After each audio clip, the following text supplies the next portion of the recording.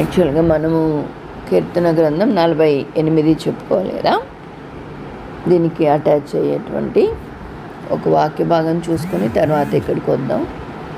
కొరింథీయులకు రాసినటువంటి 2వ పత్రిక 6వ అధ్యాయం 18వ వచనంలో మధ్య పేరాలో ఒక మాట మనం చూసుకుందాం. కొన్ని 14 నుండే చదువుతాను, జాగ్రత్తగా వినండి. 2 కొరింథీ 6:14. మీరు అవిశ్వాసములతో జోడుగా ఉండకూడదు. నీతికి దుర్నీతితో ఏమి సాంగత్యం? వెలుగునకు చీకటితో ఏమి పొత్తు? క్రీస్తునకు బెలియాలతో ఏమి సంబంధం? అవిశ్వాసితో విశ్వాసికి పాలెక్కడిది? దేవుని ఆలయమునకు విగ్రహములతో ఏమి పొందిక? మనము జీవము గల దేవుని ఆలయమై ఉన్నాము. అందుకు దేవుడు ఇలాగు సెలవిచ్చుచున్నాడు, నేను వారిలో నివసించి సంచరింతును, నేను వారి దేవుడనై ఉందును, వారు నా ప్రజలై ఉందురు. కావున మీరు వారి మధ్య నుండి బయలువెడలి ప్రత్యేకముగా ఉండుడి, అపవిత్రమైన దానిని ముట్టకుడని ప్రభువు చెప్పుచున్నాడు. మరియు నేను మిమ్మల్ని చేర్చుకొందును, మీకు తండ్రినై ఉందును, మీరు నాకు కుమారులను కుమార్తెలనై ఉందురని సర్వశక్తి గల ప్రభువు చెప్పుచున్నాడు. ఇక్కడ ఈ వాక్య భాగం అంతటిలో దేవుడు మాట్లాడాలనుకుంటున్న పదం ఏంటి అని అంటే, ఈ పేరాలో ఉంది కదా, మీరు వారి మధ్య నుండి బయలువెడలి ప్రత్యేకముగా ఉండుడి, ప్రత్యేకముగా ఉండాలి. ఇక్కడ ఏమని చెప్పబడింది అంటే, విగ్రహాలకు దేవుని ఆలయానికి ఏం పొందిక అంటే, అవిశ్వాసులతో విశ్వాసులకు జోడెక్కడ? వెలుగు చీకటికి ఏమన్నా సంబంధం ఉందా? వాటికి పొత్తు ఎక్కడ? ఇలాగ మాట్లాడుతూ వచ్చినారు. అంటే ఇది లోకస్తులతో మనం ఎట్లా ఉండాలి? ఓ ప్రత్యేకమైన జీవితాన్ని కలిగి ఉండాలి. లోకస్తుల మధ్యలో మనం ఉంటున్నప్పుడు మనల్ని చూసిన వాళ్ళు మనలోని ప్రత్యేకత ప్రభుని వాళ్ళు గుర్తించాలి. ఈ లోకంలో ప్రభుని ఎలాగ మనం చాటి చెప్పగలం? నేడు సువార్త కూడా చెప్పకూడదు, అడ్డుకొనబడతా ఉంది. అలాంటప్పుడు మనము చెప్పకనే వాళ్ళు గుర్తించాలా ప్రభుని. ఎలాగంటే మన జీవితం, మన మాట, మన తలంపు, మన ప్రవర్తన, సాక్ష్యం అంతే.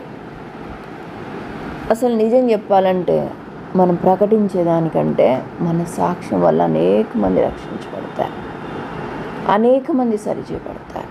వాస్తవం అదే. పౌలు అంటాడుగా, మీరే నా పత్రికలు. మనము స్వార్థ పత్రిక ఇస్తాం కదా, మీరే నా పత్రిక అంటే మనుషులు విశ్వాసులమే దేవునికి మనం పత్రిక. వారు మనల్ని చదువుతారు, మనలో క్రీస్తుని వాళ్ళు కనుగొంటారు. కాబట్టి మనం ఎట్లా ఉండాలంటే వాళ్ళతో కలిసిపోయేటట్లు ఉండకూడదు, ప్రత్యేకమైన జీవితం మనకు ఉండాలి. అలాగున లోకస్తుల మధ్యలో, ఆ చీకటి ప్రపంచం మధ్యలో మనం వెలుగుగా కనబడాలి. చాలా తేడా ఉండాలి. ప్రత్యేకంగా ఏదో కొంచెం అనుకోకూడదు. అలాగ మనం ప్రత్యేకంగా ఉండాలి. ఇంకా దేవుడు మనకు ఏమేమి చెప్తా ఉన్నాడు అంటే, గలతీయులకు రాసిన పత్రిక 4వ అధ్యాయం. ఇక్కడ మనం గమనిస్తే శరీరానుసారులు ఆత్మానుసారులు కనబడతారు. 29. అప్పుడు శరీరమును బట్టి పుట్టినవాడు ఆత్మను బట్టి పుట్టిన వారిని ఎలాగూ హింస పెట్టెనో ఇప్పుడును అలాగే జరుగుచును. ఈ వచనం ఇది ఎక్కడో జరగదు. మందిరాల్లో కూడా ఈ శరీరానుసారంగా పుట్టిన వాళ్ళు ఉన్నారు. వీళ్ళు ఏం చేస్తారు అంటే, ఆత్మానుసారంగా పుట్టిన వారిని హింసిస్తూ ఉంటారు. ఇది రొటీన్, ఆనాడే జరిగింది, ఇప్పుడు కూడా అని చెప్తా ఉన్నారు ఇక్కడ. కాబట్టి కంపల్సరీ అట్లా ఉంటుంది, అదేం ప్రత్యేకం కాదు. అయ్యో ఈ సిస్టర్ ఇట్లా అండి, అమ్మ ఎట్లా అండి, ఈ బ్రదర్ ఇట్లా చెప్పుకోవాల్సిన అవసరం లేదు. కామన్. అయితే మనం ఎట్లా ఉండాలంటే శరీరానుసారంగా పుట్టిన వారంగా ఉండకూడదు, ఆత్మానుసారంగా పుట్టిన వారంగా మనం వాళ్ళలో నుండి మనం ప్రత్యేకంగా ఉండాలి. వాళ్ళతో కలవకూడదు. మందిరములలో సహా మనము నానాటికి ఎలాగుండాలి? ఆత్మీయంగా బలాభివృద్ధి పొందుతూ ఉండాలి. ఒక ప్రత్యేకత నువ్వు ఒక్కొక్కటి జయించే కొద్దీ ప్రత్యేకమైపోతూ ఉంటావు. మందిరాల్లోనే ఒకే రకమైన పాపం దాదాపు అందరిలో కనపడుతూ ఉంటుంది. నువ్వు అది జయించినావు అనుకుంటే నువ్వు ప్రత్యేకమవుతావు. అర్థమైందా? అలాగున్న ప్రత్యేకపడుతూ నువ్వు వెళ్ళాలి. అంతకంతకు ఎదుగుతూ రావాలి. అప్పుడు నువ్వు ఎలా ఉంటావు అంటే కీర్తన 48లో 2వ వచనంలో ఉత్తర దిక్కున మహారాజు పట్టణం అనే సియోను పర్వతము రమ్యమైన ఎత్తుగల చోట నుంచబడి సర్వభూమికి సంతోషకరముగా అన్నది. ఎలాగ నువ్వు ఉంటావు అనంటే ఎత్తుగల చోట ఉంచబడతావు.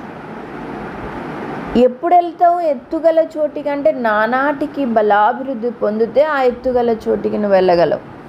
మత్తయి సువార్త 6వ అధ్యాయం 14వ వచనం, మీరు లోకమునకు వెలుగై ఉన్నారు, కొండ మీద నుండి పట్టణము మరుగై ఉండనేరు. ఎట్లా ఉండాలి మనము అంటే కొండ మీద ఉండే పట్టణముగా ఉండాలి. ఆ పట్టణం ఎట్లా ఉంటుంది? అందరికీ తేట కనబడుతుంది.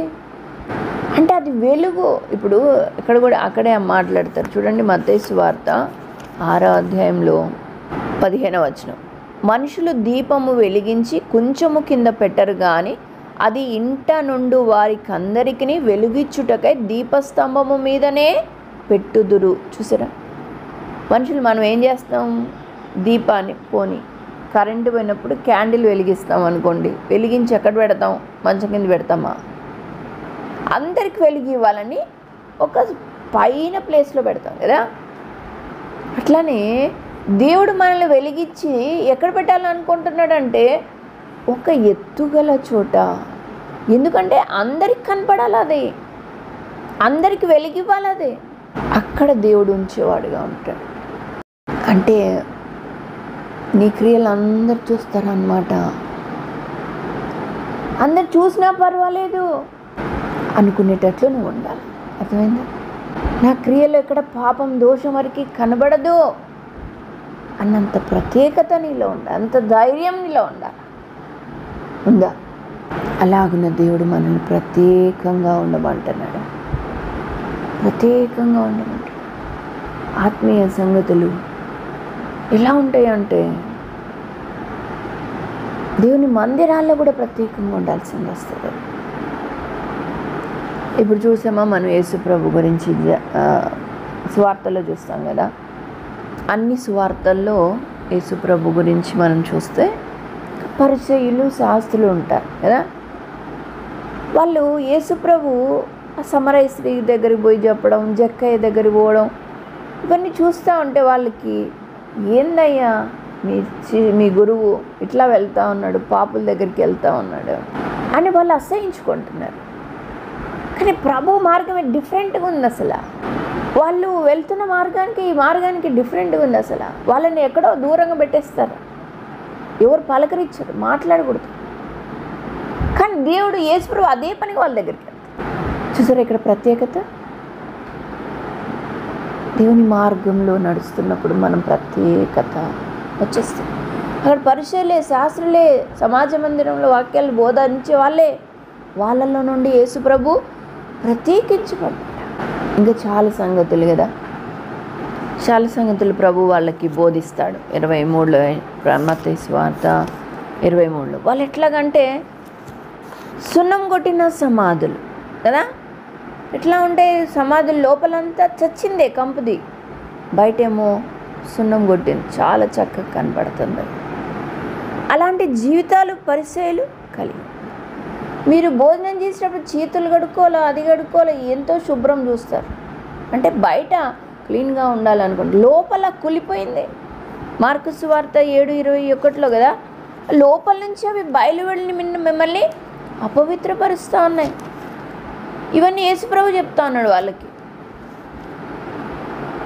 వాళ్ళు బోధించే వాళ్ళే, కానీ ప్రత్యేక సంగతులు ఎరుగరు. పైన పైన ఆచారాలతోనే బ్రతుకుతూ ఉన్నారు. నేడు మందిరాల సంగతులు ఉన్నాయి. అబ్బా ఎంత చక్కగా పరిచయం చేస్తారో, కానీ జీవితం చూస్తే చచ్చిన కంపు కొట్టే జీవితం, సమాధుల వంటి జీవితం. బయటికి మాత్రం చక్కగా. కాబట్టి నువ్వేం కావాలి? ఇప్పుడు వాళ్ళలో నుంచి నువ్వు ప్రత్యేకత కనిపించాలా. నీ జీవితము తేటగా సమాధి వలె ఉండకూడదు. బహిరంగంగా ఎట్లా ఉందో రహస్య జీవితంలో అట్లానే ఉండాలి. బహిరంగంగా పరిశుద్ధంగా రహస్య జీవితంలో పాపం అనేది ఉండకూడదు. ప్రత్యేకత. ఎలాగున మనము అంతకంతకు ఏమవ్వాలా?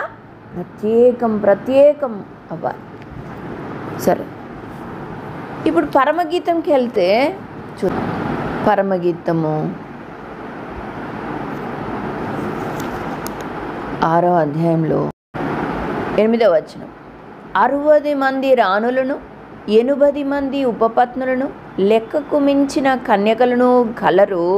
నా పావురము నా నిష్కలంకురాలు ఒకతే. అర్థమవుతా ఉందా? ఎంతమంది ఉన్నా వాళ్ళందరిలో ఒక ప్రత్యేకత.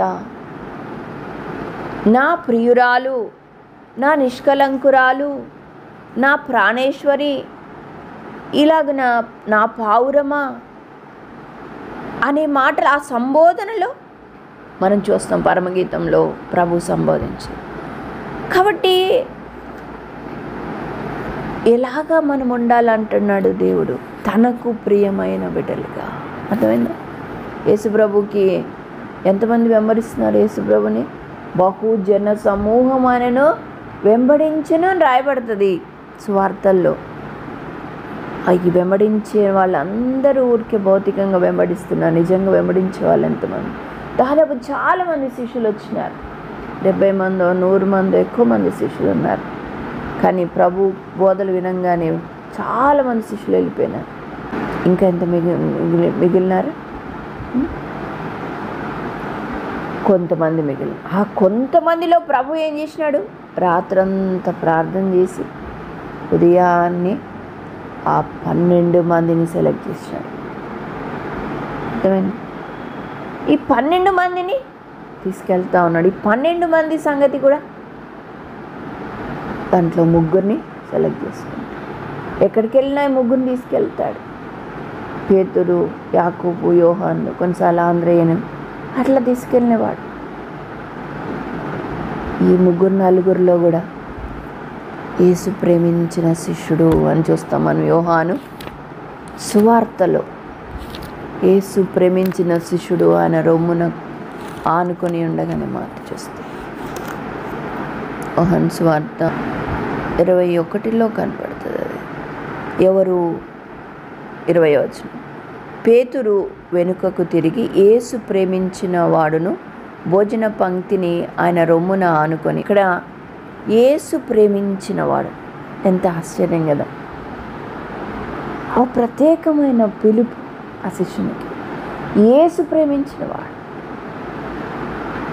ఎవరు ఆ శిష్యుడు? యోహాను. ఇలాగున దేవుడు మనం కూడా ప్రత్యేకించబడాలని కోరుతున్నాడు.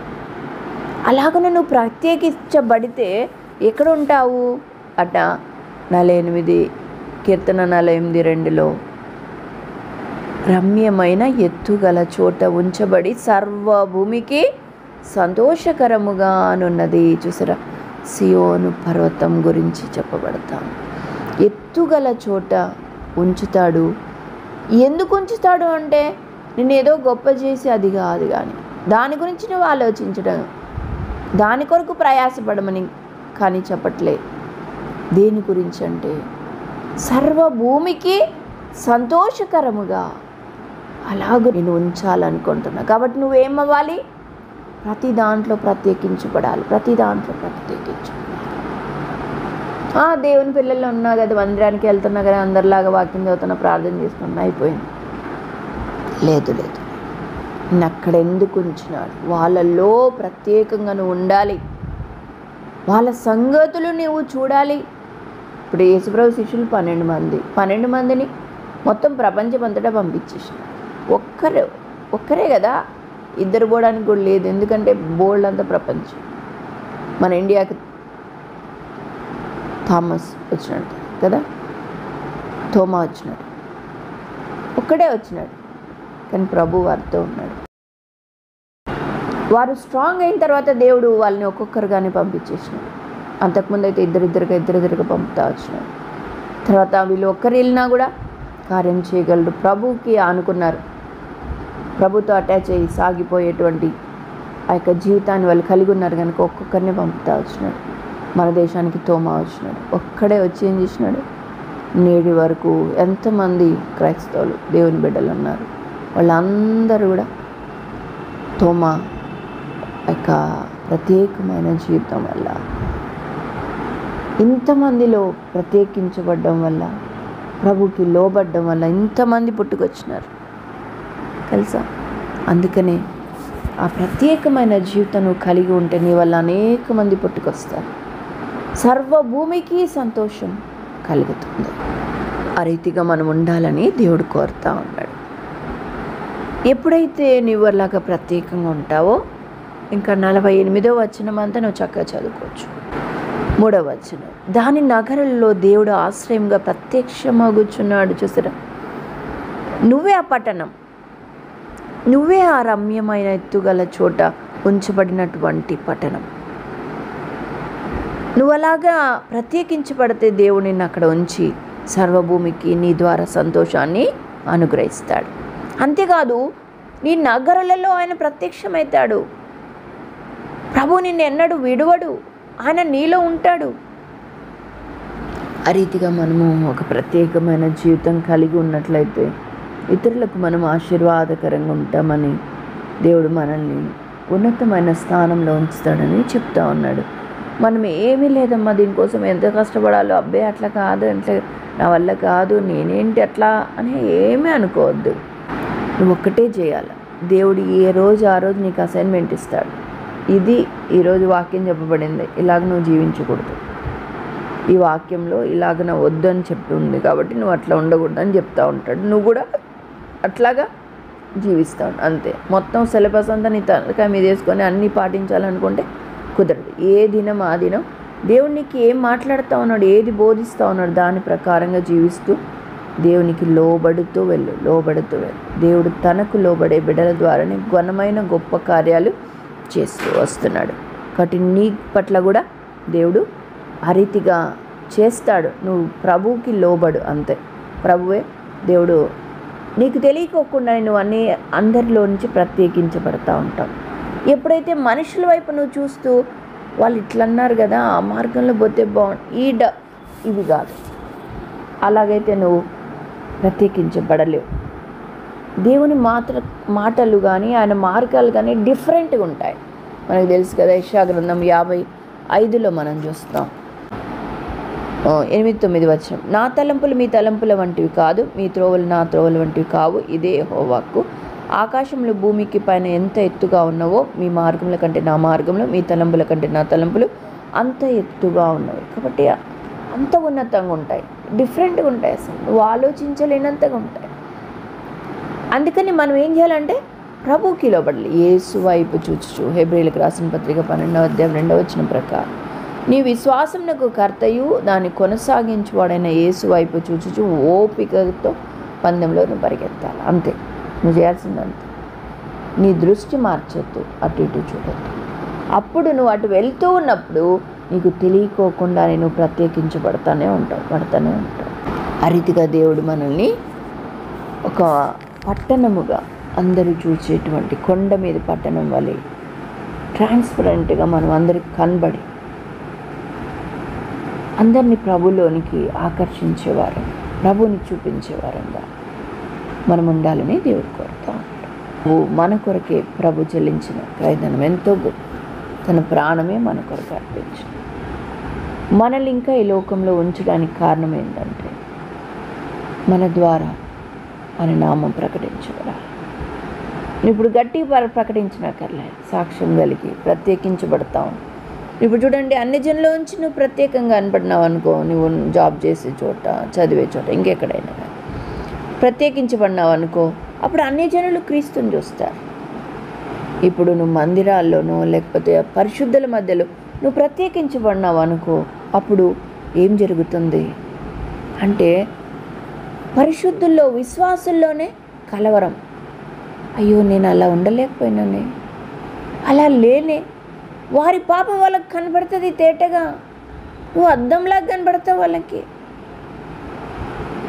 అప్పుడు నువ్వు ప్రకటించినక్కర్లే, బోధించినక్కర్లే, నిన్ను చూసి సరి చేసుకుంటారు.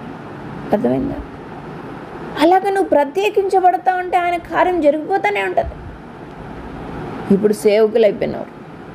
ఇప్పుడు సేవకుల్లో కూడా నువ్వు ప్రత్యేకంగా కనబడుతున్నావు అనుకో, అప్పుడు సేవకులందరూ నిన్ను చూసి ఏమనుకుంటారంటే, అయ్యో నేను తప్పు చేస్తున్నాను కదా అన్న సంగతి వాళ్ళలో కనబడుతుందమ్మా. వాళ్ళకు వాళ్ళే ప్రశ్నించుకుంటారు, వాళ్ళే సరి చేసి పెడతారు. నువ్వేం చెప్పనక్కర్లే. నువ్వు వాళ్ళతో పాటు వాళ్ళు వెళ్ళే రాంగ్ రూట్లో ఒకవేళ నువ్వు కూడా వెళ్ళిపోయినావంటే అలాగే జరగదు. దాన్ని అధిగమించి క్రీస్తుకు లోబడి నువ్వు రైట్ వేలో వెళ్తున్నప్పుడు వాళ్ళు తాము పరీక్షించుకొని సరి చేయబడతారు. చూసావా? ఇలాగ ఇంకా నువ్వు అట్లా పైకి వెళ్ళే కొద్దీ కార్యాలు జరుగుతూనే ఉంటాయి. నువ్వు ప్రత్యేకించబడటం వల్ల ఇన్ని కార్యాలు. కాబట్టి దేవుడు అలాగున నీవు ఉండాలని దేవుడు కోరుతా ఉన్నాడు. ఈ మాటల ద్వారా మన జీవితాన్ని మనము సరి చేసుకుందాం. దేవుడి మాటలు మన కొరకే దీవించును గాక. ఆమేన్.